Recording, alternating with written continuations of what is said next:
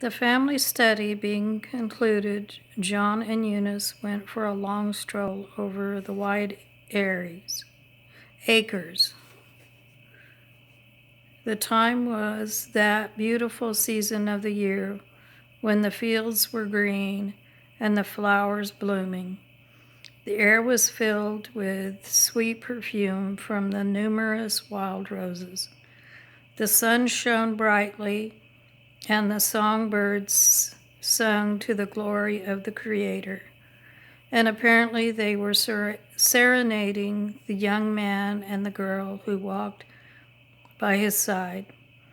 Being just fresh from school, they talked about the commencement exercises and of the diplomas that had been given to the graduates, and that opened the way for discussion of future activities. Said John, "True, I am graduated now, but that means but little unless I continue to make progress. The ceremony called commencement is really indicative of the beginning of one's course in life. If one becomes negligent and indifferent, he makes no progress and amounts to nothing. If he employs his time and his faculties in the right way, he may meet with success and with many attending blessings. Our experience at school is really a means of learning how to study, and from the time of graduation onward, one must continue to apply himself diligently to the course he elects to pursue during the remainder of his life.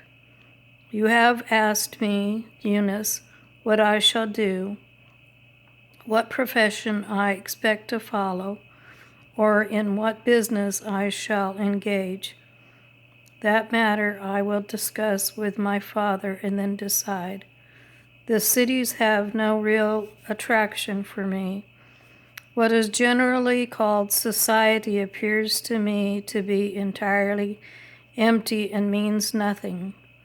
As to politics, that has become so involved that an honest man must shun it. The fact is, I love these broad fields and the things they contain. The great Creator put them here.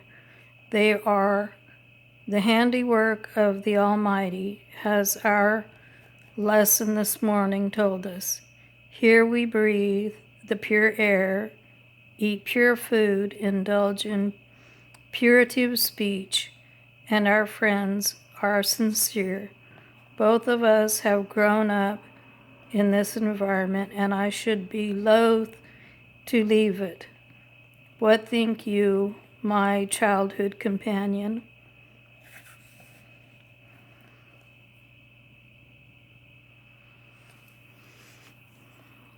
Why limit the companionship to childhood, said Eunice.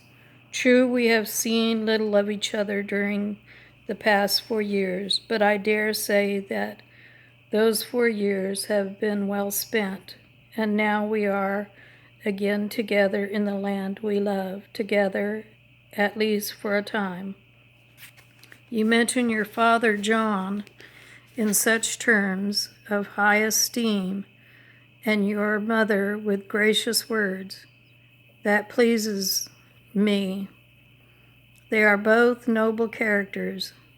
Many times during my studies of American and English history, my mind reverted to the sturdy and faithful men and women who have braved the storms of the seas, settled on the cold and bleak shores of New England, and there began the laying of the foundation of a great nation.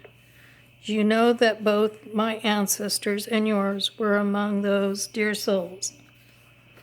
They had respect for law and order, feared and served Almighty God, and loved righteousness. Our parents have inherited these good qualities and have tried to instill them in us. I see then them in you, John. May I suggest that you consider well and sincerely before entering the turmoil of the cities. There are many good things to be accomplished in this part of the earth, and you possess the qualifications to accomplish them.